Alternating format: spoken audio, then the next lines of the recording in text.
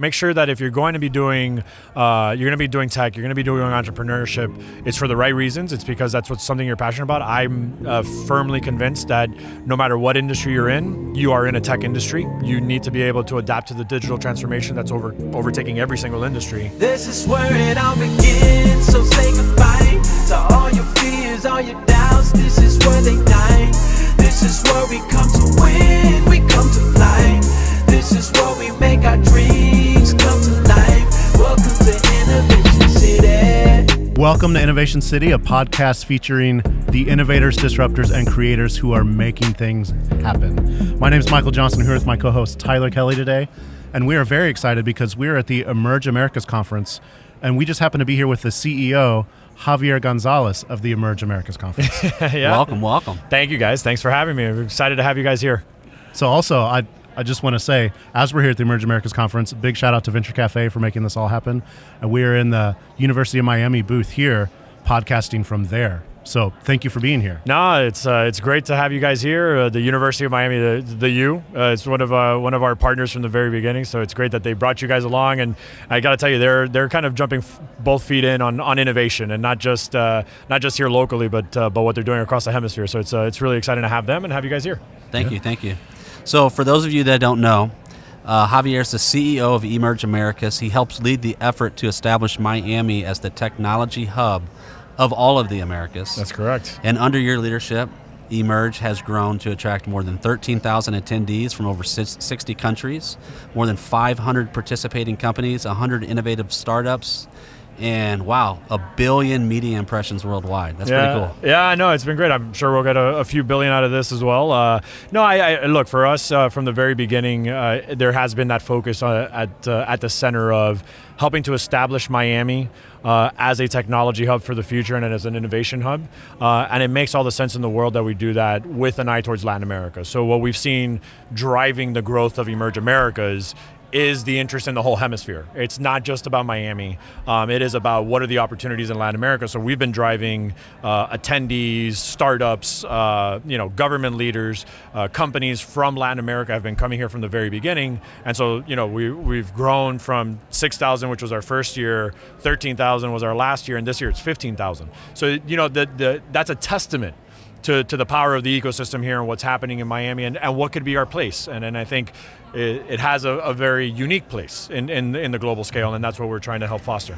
And your passion really is to set Miami up on a global stage to say this is the place where innovation is happening. What have you seen over the last couple of years just in that coming to fruition? Well, I mean, look, I think when you look at what was happening in this ecosystem 5 years ago, you take a step back when we first started, there's all the best intentions in the world, and everybody was kind of moving together, and what you're starting to see now is really the fruits of that labor, right? So you see over the last 12 to 18 months here in Miami, countless numbers of companies that have raised in excess of $10 to $15 million and above, right? You've seen successful exits, so a company like a Chewy.com that sold for $500 million. You see the launch of companies like Sixtera Technologies, which is one of our partners. Is the third largest data center company on the planet is based here in Miami. They do cybersecurity services all over the world. They're based here in Miami.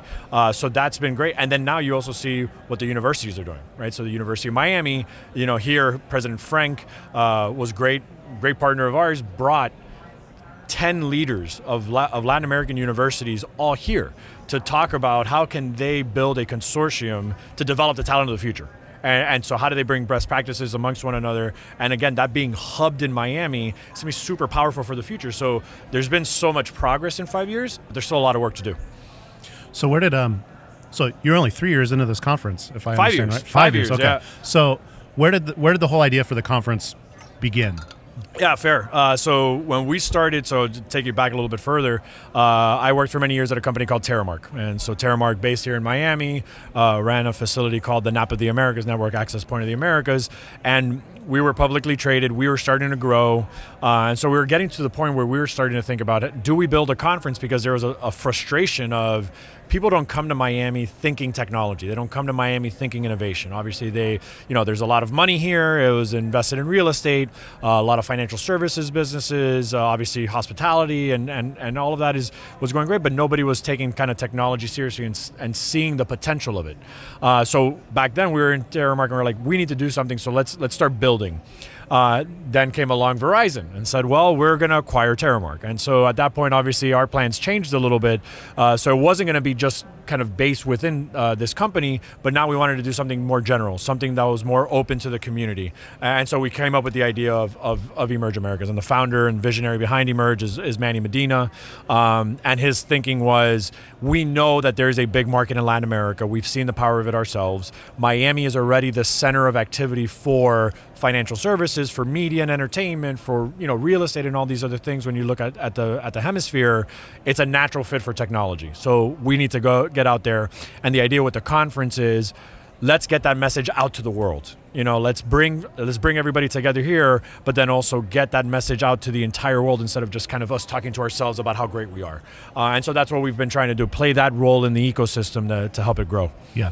So you've kind of adopted this saying when we've come to Miami, and you probably say it better than I, but it's exactly what you're talking about. Yeah, I like to say Miami is more than beaches, bikinis, and bars. Yeah, that's right. That's right. No, and I think that's the perception, right? And I think the one thing that we are always very cognizant of is we don't necessarily need to hide from that. People love to live here. It's a great place to live. It's a great place. And in today's day and age with technology, you can live wherever you want. You can work for any company, basically, from anywhere on the planet. What better place than to do that from here in Miami? And you see that, anecdotally, and you're starting to see the numbers. The idea that, a place like Miami and other emerging markets are necessarily a brain drain, right? You're losing talent and it's going other places. You're starting to see that reverse. You're starting to see more entrepreneurs, more serial entrepreneurs come here. I just finished a panel discussion with Salim Ismail, right? The co-founder of Singularity University, spent 10 years plus in Silicon Valley and is all about innovation. He sees so much opportunity here in Miami. He's like, this is the next thing. And it's because it's where people want to live. It's because we're young and we're energetic and we're passionate about what we're building here. And so I think there's the ability for us to position ourselves and start telling that story outwardly is critical while we're also kind of building along the way. So tell me about Miami's challenges. Yeah, so look, like any other ecosystem that's emerging, and quite frankly, I would say even in an ecosystem like Silicon Valley that's very mature, there are challenges, right? So I think one of them that needs to be addressed is talent. Right, so the availability of talent, you hear it from entrepreneurs, enterprises alike. Just the raw numbers, and in certain instances, just the level. Right, are they getting up to a high enough level? I would argue that we're making great strides, but again, there's a lot of work to do. And so one of the things I always kind of preach is to a certain extent patience, and that'll be a thread across any of the challenges that we face, right? So you see things like what the University of Miami is doing. You see things that other universities locally are doing, even universities that are not based in Miami but have programs here because they see the opportunity, right?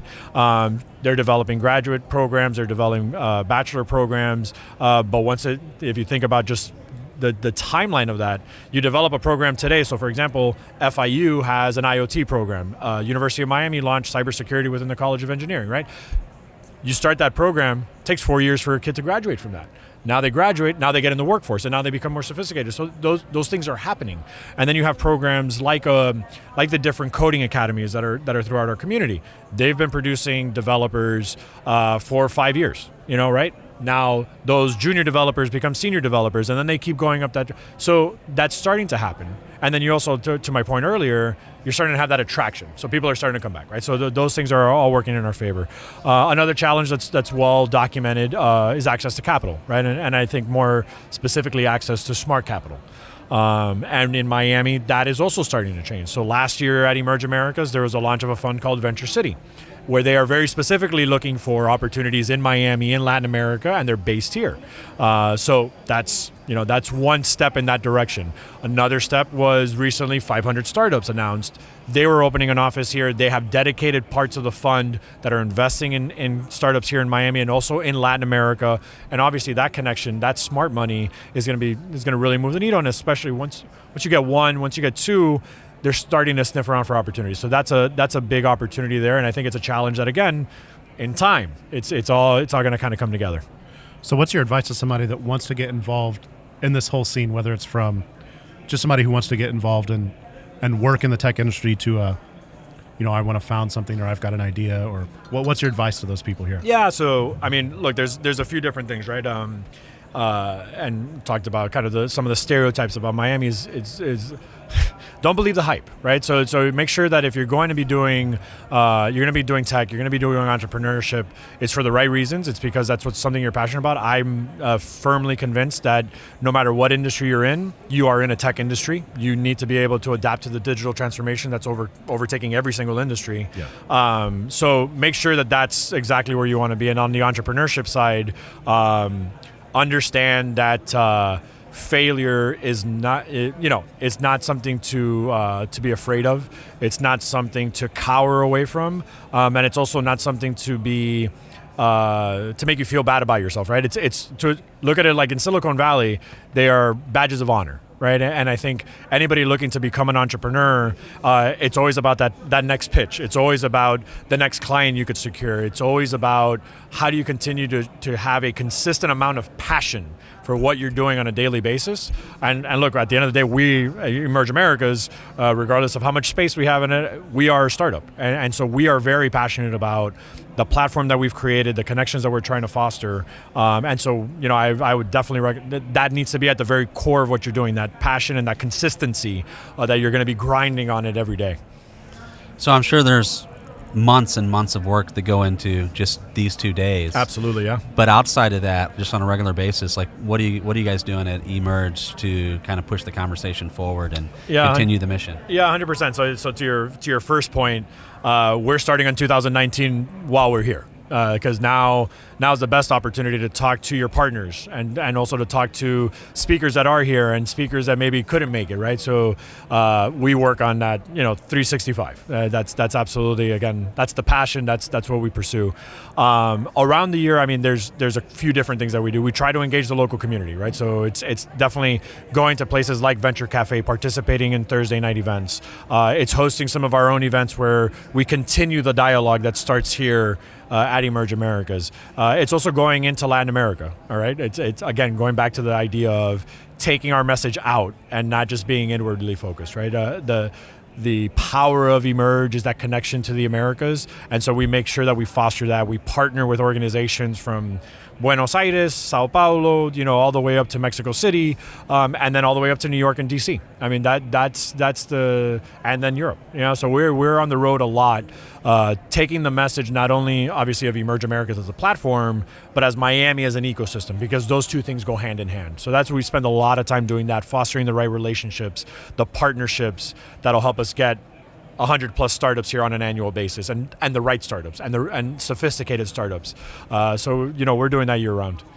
So tell me, what does the future look like when you're successful at what you're set out to do? What's the future look like for all these emerging markets? Yeah, so for us, the success is really based on the connections that are made here, right? So it's, going back to the entrepreneurs, it's not just about them meeting investors. That's always obviously very, very important. But it's about meeting clients. It's about meeting potential partners. So we had, as a quick example, we had a company that came from Mexico City that participated in our startup showcase last year. It's in the health tech space, super innovative. Two brothers that founded the company. They were full-fledged entrepreneurs. I mean, they dropped everything. They're bootstrapping the company, didn't want to bring in investment at the right time, but they came here and they found investors, but then they also found a partnership with SAP. So met the president of Latin America for SAP. SAP is running a program around their cloud product, HANA. They became a part of that global partner program, and now they had the muscle and the resources of an SAP behind them, which has now led them to exponential growth over the last 2 years. So that's the kind of thing that makes all this, I mean, that's what we live for. Those case studies are what we live for. So I think the more that we're able to do that obviously for the startups and the entrepreneurs that are coming, that's great. We also need to do that for the government leaders that are are here, right? We need to help make those connections, and then also for the enterprises. So as much as an SAP, Cisco, the Facebooks, the Googles of the world are participating in Emerge, is to connect with that Latin American market. So the more that they come back, they're investing more and more, and they're participating more and more, and they're getting more engaged in not only us as a platform, but in the ecosystem in general. That's the golden grail, if you will. Yeah. Well, Javier, I know that you've got a bright future ahead of you. We love what we're seeing here at Emerge Americas. Where can people find out about what's happening? Where can they find you? Online, things like that. Yeah, absolutely. So obviously our website, emergeamericas.com, has all the information. We'll have recap info on there very soon of what this year's event is. And also to my earlier point, right, we're already planning for 2019. So we'll have some great news and updates around that. So emergeamericas.com, all of our social handles have something to do with @emergeamericas. So you do that and you'll find us. And then me personally, I have my Twitter account is @xg3. I try to post as much as I can. Not only obviously what we're doing here at Emerge Americas, but again, what's happening in the ecosystem. What are partners like Venture Cafe doing? What are partners like the University of Miami doing that are super important for the development of the ecosystem? That's where you'll find me. Awesome. Javi, man, this has been a pleasure. No, thank you. Thank you, guys. I appreciate you guys coming out, and hopefully this is the first of many visits for you guys here. For more episodes, visit innovationcity.co. Be sure to subscribe, rate, and review. And if you're in Miami, visit us on Thursday nights. Details are at venturecafemiami.org. And be sure to connect with us on social at WeAreSlam and at Venture Cafe MIA. Thanks for listening. This is where it all begins, so stay